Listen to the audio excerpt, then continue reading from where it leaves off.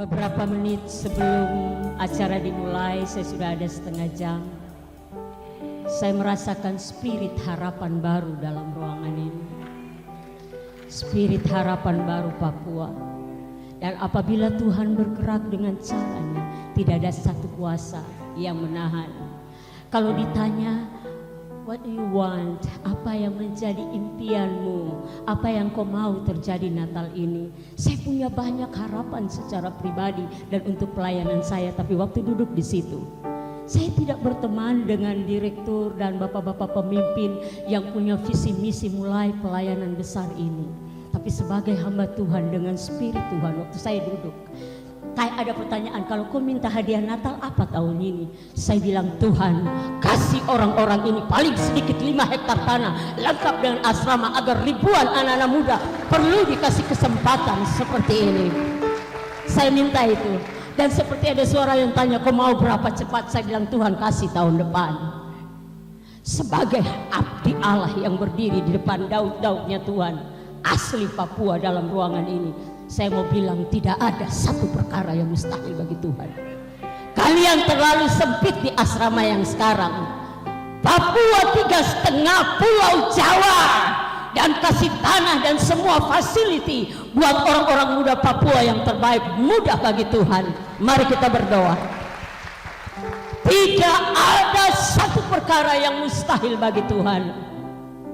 Itu sebabnya engkau meninggalkan kemuliaanmu dari surga, menjadi manusia. Hanya dengan cara itu dosa manusia bisa ditebus di kayu salib, karena engkau menjadi manusia. Terima kasih Tuhan untuk mendengar doa, tangisan, leluhur orang-orang asli Papua di gunung, di lembah, di pesisir. Mereka yang menangis untuk masa depan tanah ini. Engkau sedang menaruh Papua di dalam agendamu untuk menjadi berkat bagi all nation, menjadi berkat bagi bangsa-bangsa. Dan saya sedang berada di tengah millennials Papua asli yang hebat, yang menjadi penentu bagi banyak lini di hari-hari menjelang kedatangan Tuhan. Ini mereka Tuhan. Terima kasih untuk membawa mereka kepada salib-Mu. Terima kasih untuk berbicara kepada mereka. Terima kasih untuk mengubah hidup mereka. Terima kasih untuk berurusan dengan mereka secara pribadi, karena mereka akan menjadi alat berkat di dalam tangan Allah. Kesempatan yang Tuhan berikan kepada mereka tidak diberikan pada semua daud-daudnya Tuhan, tapi kesempatan anugerah yang Tuhan berikan kepada mereka menjadi anugerah yang besar. Malam ini menjadi titik balik untuk banyak orang-orang muda ini untuk mendengar, melihat, dan berespon dengan Tuhan. Berapa hari lagi mereka akan pulang di tengah keluarga mereka. Mereka akan memeluk papa mereka. Mereka akan memeluk mama mereka. Mereka akan memeluk kakak adik mereka. Mereka akan bersukacita di tengah gereja di mana mereka bertumbuh dan dibesarkan. Ada yang sudah tidak lagi punya orang tua utuh, tetapi mereka pulang dengan spirit Natal dari tempat di mana mereka sedang dididik. Terima kasih Tuhan buat spirit Natal malam ini yang akan mereka bawa pulang, dan mereka akan kembali ke tempat mereka dididik dengan spirit Tuhan bagi masa depan tanah ini. Demi nama Tuhan Yesus Kristus, hamba sudah berdoa dan mengucap syukur. Amin. Silakan duduk kembali. Coba lihat kiri kanan dan bilang, Tuhan pun rencana untukku. Saya ada di sini baru saya rasa kayak bahwa di sini tidak ada yang lahir 68 ke atas kah? Saya rasa saya tua sendiri. Saya 68, 53 tahun. Saya lihat kiri kanan baru saya bilang, oh Tuhan, saya rasa saya punya spirit muda, karena tiap hari dalam pelayanan saya di jantung kota saya dikelilingi anak-anak milenial, dan saya waktu datang dan lihat dan rasakan spirit Tuhan di sini luar biasa. Tema saya belum begitu mengenal badan pengurus dengan baik, tapi saya merasa Anda dipilih Tuhan buat sesuatu yang besar. Seperti tema hari ini, Born to Change. Saya tadi diundang berdoa untuk salah satu pimpinan bank perempuan asli Papua, dan berdoa di ruangan yang sangat dingin. Saya cuma bilang, kakak perempuan izinkan saya tanya, kakak Putete dulu siapa? Kakak Putete dari mana tuh siapa? Dan dia katakan, saya Putete dari mama. Itu dia murid angkatan pertama dari ISK-nya. Dia turun naik dari Biak, jalan sampai di Sorong, sampai di sana beritakan Injil. Saya bilang, saya tidak heran. Itu sebabnya Anda ada di ruangan ini. Dan saya tahu kalau telusuri sejarah, orang-orang yang duduk di barisan pertama adalah pemimpin-pemimpin yang lahir dari leluhur orang-orang hebat di atas tanah ini. Dan saya juga sangat yakin, kalaupun engkau mungkin tidak begitu yakin dengan pemilihan Allah sebelumnya untuk dirimu, tetapi engkau adalah orang-orang yang memiliki greater destiny bagi tanah ini hari-hari menjelang kedatangan Tuhan. Dan saya mengucap syukur orang sedang melihat tema Natal di dalam 1 Petrus pasal 1 ayat 22. Tetapi Sagu Foundation bersama anak-anak Tuhan memilih tema di dalam Efesus pasal 5 ayat 8. Tema yang sangat manis yang sudah dibawakan dari drama Natal ini. Tema yang luar biasa. Efesus pasal 5 ayat 8. Memang dahulu kamu adalah kegelapan, tetapi sekarang kamu adalah terang di dalam Tuhan. Sebab itu hiduplah sebagai anak-anak terang. Dengan tema yang sederhana, born to change, dilahirkan untuk mengubah. Di musim Natal ini saya mau membawa Anda berapa menit ke depan buat dua orang sederhana, pemuda dan pemudi yang dipakai Tuhan dalam generasinya. Benar-benar cocok tema ini untuk mereka, born to change. Mereka bukan anak pejabat, mereka tidak duduk dalam sinagog, mereka bukan orang yang mungkin terlihat wow di mata dunia di kota Bethlehem. Tapi mereka adalah garis keturunan Raja Daud yang kepadanya telah diberitahukan bahkan akan lahir bagiku juru selamat di kota Daud. Mereka ada dari keturunan yang memiliki darah titisan penentu untuk merubah sejarah manusia. Mereka perempuan dan laki-laki yang sederhana. Secara keuangan mereka orang yang sangat sederhana. Siapa mereka? Daud dan Yusuf. Yusuf hanya seorang tukang kayu. Dia seorang tukang kayu di dalam Matius pasal 13 ayat 55. Dia bukan pejabat hebat, dia bukan orang entrepreneur hebat, dia hanya seorang tukang kayu yang saat itu sangat sederhana. Tetapi apa yang luar biasa, Allah memilihnya pertama karena dia sudah ditentukan untuk itu, destininya seperti itu. Matius pasal 1 ayat 18 sampai 19. Yusuf memiliki hati yang sangat tulus. Saya yakin dia orang yang mengenal Allah, dia tahu rencana Allah pada kehidupannya, dan dia memilih untuk taat pada apa yang Allah mau demi keselamatan dunia ini. That's Jesus.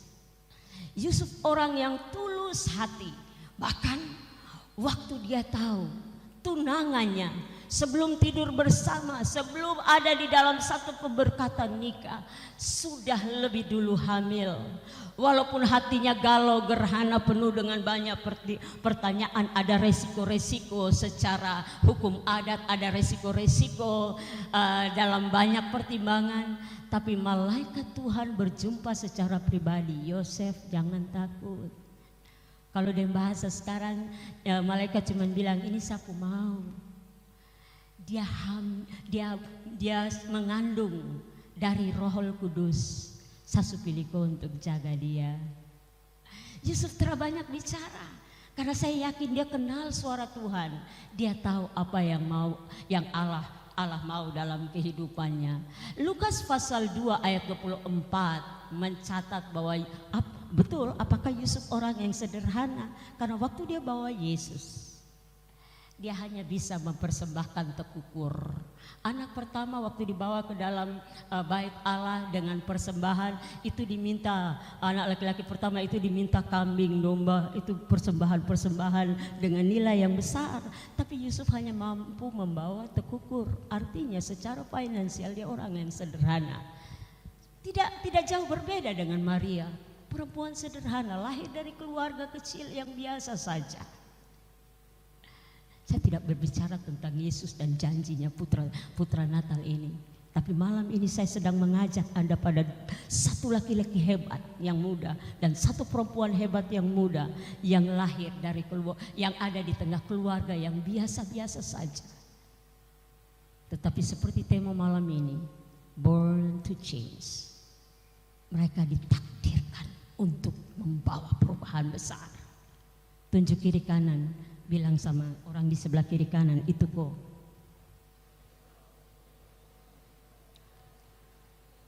Pulang Natal ini, saya tidak tahu. Kalau saya ketemu orang Papua, saya selalu tanya, kok Fam?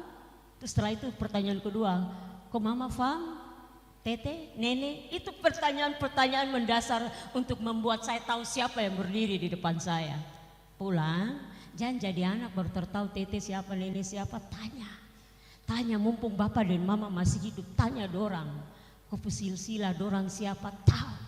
Sehingga engkau akan terkesima kalau hari ini kau duduk di dalam satu ruangan belajar di Asrama Sagu Foundation.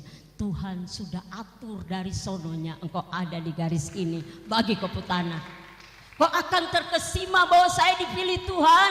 Kau akan terkesima bahwa Tuhan menentukan saya untuk sesuatu yang besar. Bukan cuma untuk sekolah, pergi di luar negeri, tahu yes, no, pulang, menjadi tidak lama kemudian berapa tahun jenjang karir saya mau jadi eselon 4. Sebelumnya saya kawin dengan perempuan cantik, punya mobil mewah, begitu saja kah? Itu kecil, itu mimpi yang kecil. Tetapi Tuhan mau engkau memulainya hari ini, bahwa di dalam tanganmu ada sesuatu yang besar untuk mengubah sejarah tanah ini. Itu tidak diberikan pada saya. Saya orang luar. Saya sudah 51 tahun ada di kota ini. Tuhan bilang melayani orang Papua baik-baik, urus mereka. Melayani dengan hatiku. Pilihan yang saya pilih sekarang ada di jalan. Untuk menemani 200 anak-anak di jantung kota dan 300 anak-anak di Pasar Mama Papua dalam pelayanan pendidikan. Sampai sekarang sudah buka usaha lahan kerja, kitongpu kopi dan banyak hal. Mujizat Tuhan, itu pilihan saya. Kuliah di Fakultas Hukum, pikir mau jadi pengacara. Tapi saya tahu saya dipanggil Tuhan untuk menjadi orang Lewi. Itu luar biasa. How about, bagaimana dengan pilihanmu hari ini? Kau harus tahu hari ini. Pertama, kau harus tahu Tuhan pilih kau untuk apa. Saya lahir untuk apa. Kedua, kau harus tahu. Dengan kau tahu kau lahir untuk apa, kau akan hidup tidak main-main. Begitupun dengan Yusuf dan Maria.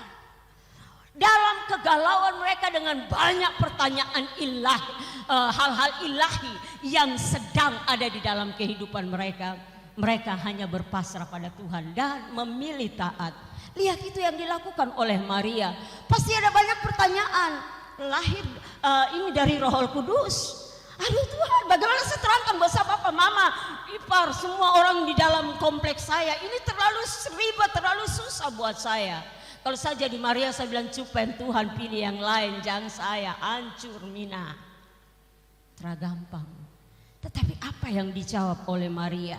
Perempuan muda yang pasti mengasihi Tuhan, yang mengenal Allahnya sejak kecilnya, yang memilih untuk taat dan menyerahkan hidupnya pada Tuhan seperti Anda yang ada di dalam ruangan ini. Lukas pasal 1 ayat 38 kata Maria, sesungguhnya aku ini adalah hamba Tuhan, jadilah kepadaku menurut perkataanmu itu. Lalu malaikat itu meninggalkan dia. Ibu direktur, saya tahu kalau dia tidak bilang Tuhan jadilah padaku menurut apa yang engkau kehendaki, pelayanan ini tidak ada seperti ini. Pimpinan-pimpinan yang dipakai Tuhan di dalam SKPD provinsi, ibu pelayan Tuhan, saya tidak tahu latar belakang kalian seperti apa. Tapi yang saya tahu kamu nangis banyak buat Kampu Tanah.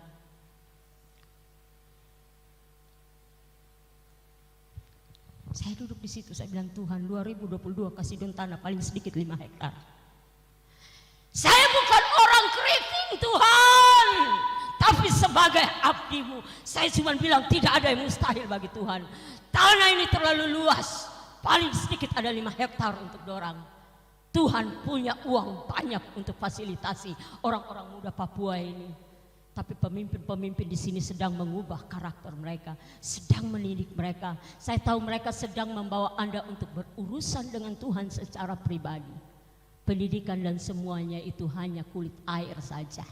Kalau Anda ketemu Yesus secara pribadi, karakter Anda dibina apa yang Tuhan tidak kasih pada Anda untuk bawa pulang ke tanah ini.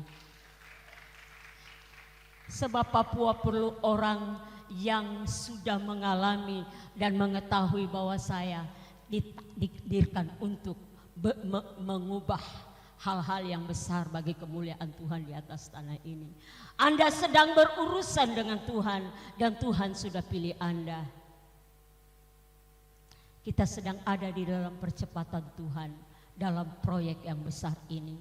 Dan saya tahu orang pintar di Papua full. Tabuang talempar ale. Orang Papua itu yang pintar tabuang talempar. Tapi saya mau tanya satu pertanyaan. Tapi mengapa orang Papua di gunung-gunung masih menangis? Mengapa mereka di pesisir masih menangis? Saya sedang ada sebagai gembala dan sedang memegang ratusan anak di jantung kota yang masih menangis dan tidak yang termarginalkan. Tapi saya tidak protes, itu bagian saya, itu pelayanan yang saya harus pikul dengan hati dan sungguh-sungguh karena itu yang Tuhan urus. Saya satu gembala yang tidak punya gedung di jantung kota Jayapura, tepat 0 point. Dan yang saya tahu barometer jantungnya Papua adalah kota ini. Tuhan bilang jangan pindah dari jantung kota itu. Urus anak-anak Papua di situ baik-baik. Dengan sekuat tenagamu seperti ayat yang katakan, usahakanlah kesejahteraan kota di mana kamu aku buang. Karena kesejahteraan mereka adalah kesejahteraanmu juga. Itu yang saya kerjakan. Saya tahu ibu direktur, saya tahu pengajar. Kalian tahu persis apa yang Tuhan mau untuk saya untuk mengajar. Dan saya tahu Anda yang sudah dikirim. Ada yang 1-2 di sini anak pejabat. Tapi kok hilang koneksitas dengan orang tuamu, kok rasa kayak tamu di kopi rumah. Ada di sini anak petani, kok mama hanya jual pinang. Tapi Tuhan bawa kau di dalam sini karena engkau punya brain yang lebih dari anak-anak Papua lain. Tuhan sudah pilih kau. Pulang tanya kau orang tua, sapu tete siapa? Sapu nenek siapa? Kau akan ketemu garis merah. Kenapa kau duduk di dalam ruangan ini? Dan berdiri di hadapan Tuhan, saya siap melanjutkan estafet tete dan nenek saya. Mungkin orang itu penerima Injil di kampung yang jauh di gunung sana.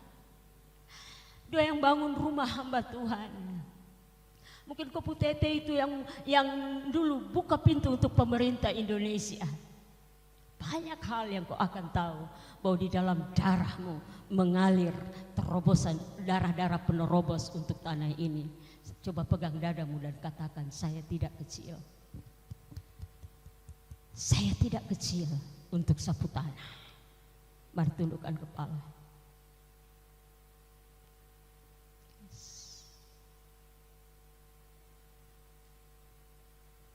Saya sedang berdiri Tuhan di hadapan orang-orang muda Papua yang hebat. Mereka yang sedang menangis di kursi mereka untuk rumput tanah. Mereka yang sedang berkata, Tuhan, ini saya. Ini saya Tuhan. Ini saya Tuhan yang lahir untuk membawa perubahan. Engkau sudah pilih mereka Tuhan. Dari hal-hal yang terasa mustahil sebelumnya bagi dirinya. Dari hal-hal yang terasa mustahil karena kondisi finansial dan banyak hal. Tuhan pilih mereka. Dan saya tahu ini Natal mujizat. Di mana mereka berdiri di hadapan Tuhan dan katakan, I know Jesus. Saya telah dilahirkan untuk membawa perubahan. Tuhan pakai mereka, berikan kekuatan iman, urapan Allah yang baru tercurah atas siswa-siswa ini Tuhan. Secara khusus buat dewan pengajar, pemimpin Sagu Foundation dan jajaran pimpinannya. Bahkan orang-orang yang terkoneksi dengan Sagu Foundation dari Provinsi Papua. Saya percaya Tuhan akan buka patok kemahmu lebih luas lagi tahun ini. Sebelum tahun ini berakhir, mereka akan melihat sesuatu yang besar sebagai terobosan memasuki 2022. Semua yang engkau buat lebih dari apa yang mereka pikirkan dan doakan. Tanah yang memadai, fasilitas yang lebih dari mereka duga, menjadi tempat belajar yang layak dan luar biasa. Karena ini akan menjadi kebanggaan kami orang Papua, Tuhan. Mereka dipersiapkan di tanah mereka untuk belajar di bidang-bidang studi yang luar biasa yang tidak ada di Indonesia. Dan mereka akan pulang bangun dompu tanah. Dong akan pulang bangun dompu tanah. Dan mereka akan Tuhan pakai menuju bangsa-bangsa menjelang hari kedatangan Tuhan. Terima kasih Tuhan buat Natal ini. Terima kasih untuk membuat kami belajar dari Yusuf dan Maria. Biarlah malam hari ini siapapun kami, apapun panggilan kami hanya bisa katakan seperti Maria. Jadilah kepadaku seperti yang engkau kehendaki, sebab aku adalah hamba-Mu. Genapkanlah semua maksud dan rencana-Mu. Kami siap Tuhan. Di dalam nama Tuhan Yesus Kristus kami mengucap syukur buat renungan singkat malam hari ini. Amin.